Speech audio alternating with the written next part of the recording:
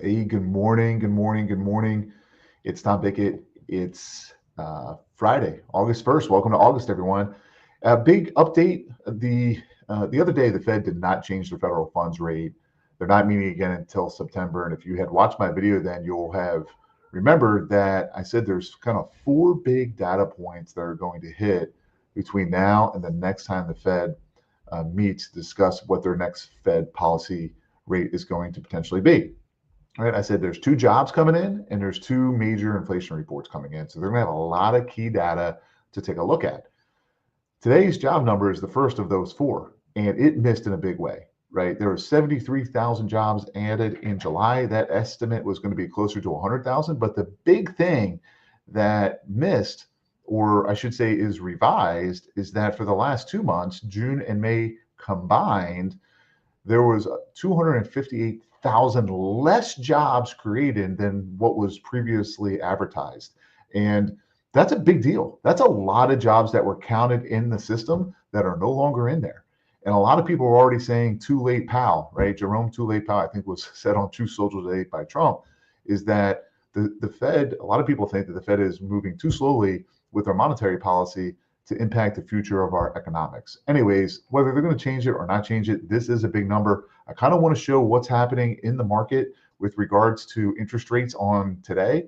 So the very first thing on here is this chart. This is the 10-year Treasury chart. And you'll see here that there was a major immediate reaction. We just do the last 5 days. We've kind of been trading in this little range in the low 4.4 to high 4.3 range. Man, we just jumped all the way down to 4.22%. That's one of the lowest numbers we've seen over the last 3 months, approaching where we were low back at the beginning of July.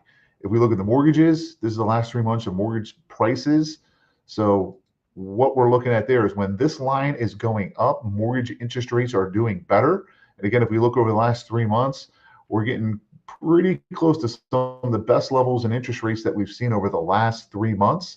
So this is something for us to really pay attention to, right? We've seen the state of New Jersey already improve their rate matrix. We're at 5.875 interest rate on their first-time homebuyer program.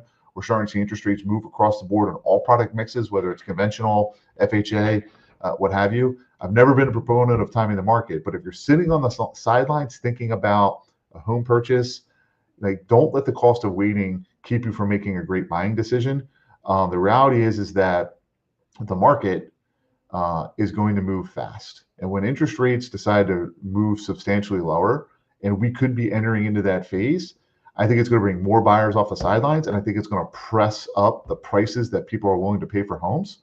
So I think it's really, really important that if you're thinking about making a purchase, right, whether it's a first-time home purchase, whether it's an upgrade, a downgrade, right? Maybe your home sale contingent, like whatever your situation is, if buying a home is in the not too distant future, I think it's really important now that you have a financial conversation with your mortgage lender, with your real estate partner, with your financial planner, and understand what the cost of waiting could look like for you. Home values are still at some of the highest levels we've seen.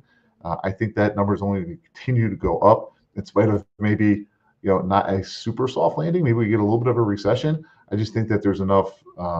Unemployment looks good. Wage growth is still good. Interest rates are clearly going to help us out. But this is the first of four major data points that are going to hit before the Fed gets together again and make a rate decision. Now, again, the federal funds policy doesn't have immediate direct impact on the mortgage market, but it definitely is lowering the overall costs in the marketplace. And that will have a trickle into effect into home prices and affordability. So if you want to know what that looks like for you, if you want to learn about strategies like on my board back there, I want to buy a home, but I need to sell first. We have incredible product mix here to help our client base with cash to keys, with appraisal assurance, with non-QM, like everything that you can possibly need to be able to go out there and be able to participate in this market at a high level and ideally pay a little bit less for your home would be pretty cool.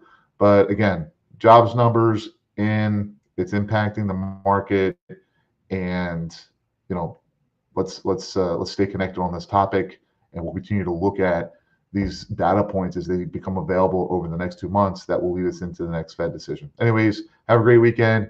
Anyone listening going to Tri-County this weekend, good luck to your swimmers.